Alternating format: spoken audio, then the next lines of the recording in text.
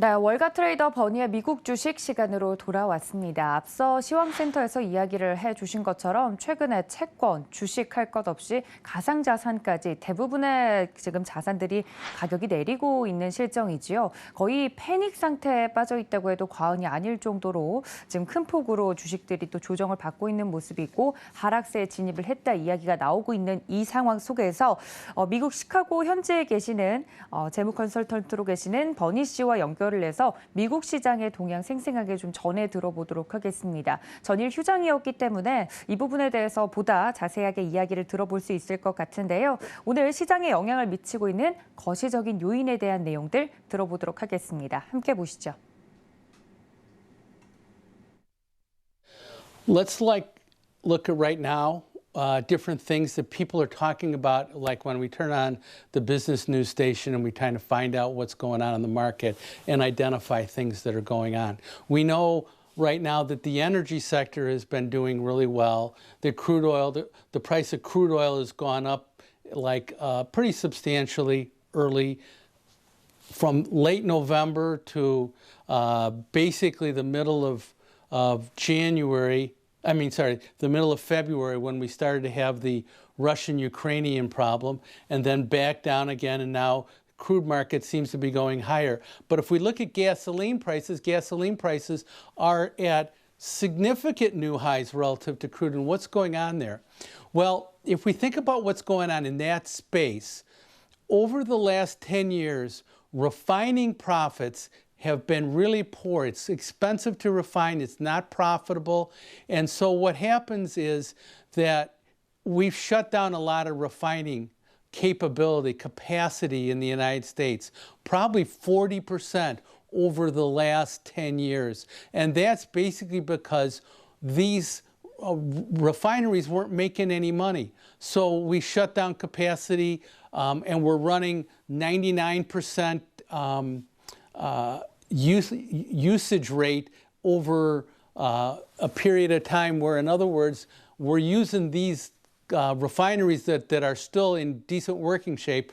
They're at a 99% usage rate, so we're using them full on. Now what's happened is, since we have not basically invested enough money in the refining capacity, we're basically gagging. We're at the top of that thing, and we're using what we have at a usage rate that's so high that if we continue to use it, they're going to break down. And what everything needs to have is, we need to have a period of time where we shut down a refinery and we do work on it to be able to improve it, to be able to make it better, whatever we want to call it.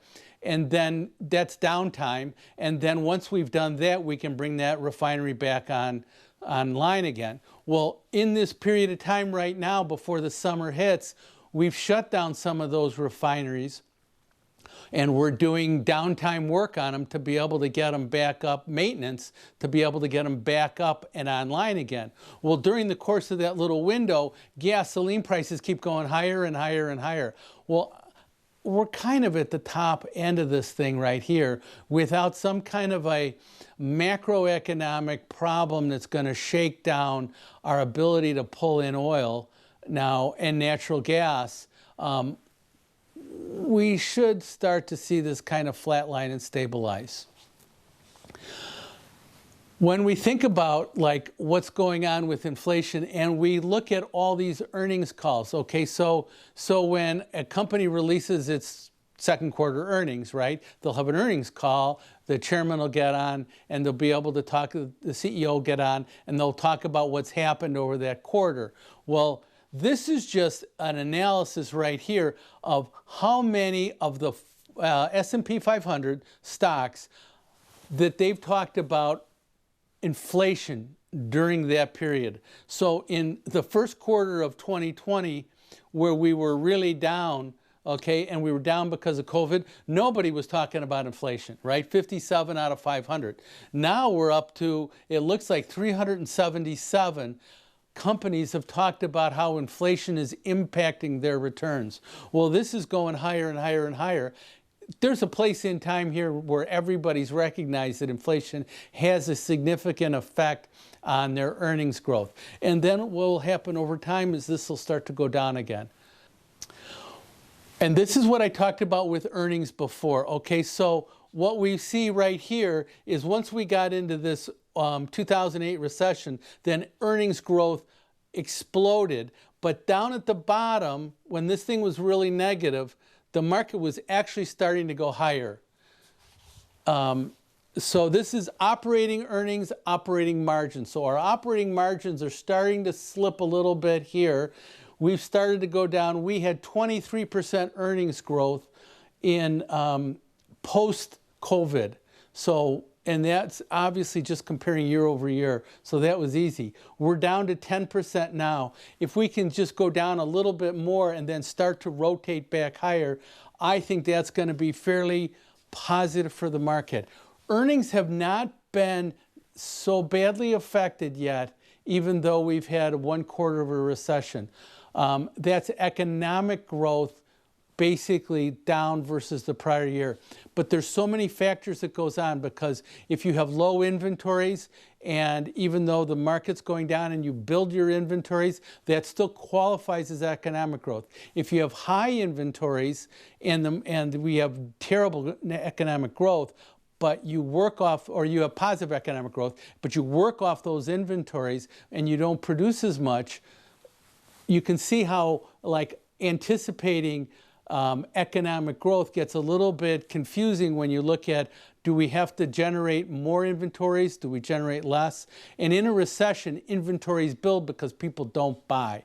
But what we're really looking at here is earnings. Now, this is a dispersion graph, and it's interesting, and this is just the NASDAQ 100. But if we look at the NASDAQ composite, it's even much worse. So we take this line right here, and we basically say, okay, at 0, and 0 means that I'm above my 200-day moving average, or my 50-day moving average, and I'm above my 200-day moving average, and I'm below my 200-day moving average. And then here is 0, I'm above my 50-day moving average, and I'm below. We can see there's only about 6 or stocks or so that are both above their 50-day moving average and above their 200. And the preponderance of stocks are down substantially and far away from their 50-day moving average and far away from their 200. Netflix, PayPal, some of the worst ones out there. The NASDAQ composite looks even more so. So what we've done is we've gotten prices down to a fairly significant level, and these sell-offs have been fairly dramatic. Now, let's look at one other thing, okay? Don't forget we had that really bad stock market decline in 72, 74. These are the number of days going back to 1928 through May 18th, so through basically the early part of this week. That we had a 1% down day, okay? In 1930, because we started that depression, the crash, in October of 29. So in 1930, we had 42 days that were down 1% by May 18th. In 2008, we had 31 days. We're already, I think, at day 28 right here. So this is the third most or fourth most significant sell-off in terms of number of days down 1% through May 18th that we've had during this period of time. This, believe it or not, there was buying opportunities that occurred here and buying opportunities, obviously, that occurred here. It's just that it took a little bit longer. You couldn't buy it right there. You had to wait just a little bit more, maybe 3 to 6 months more.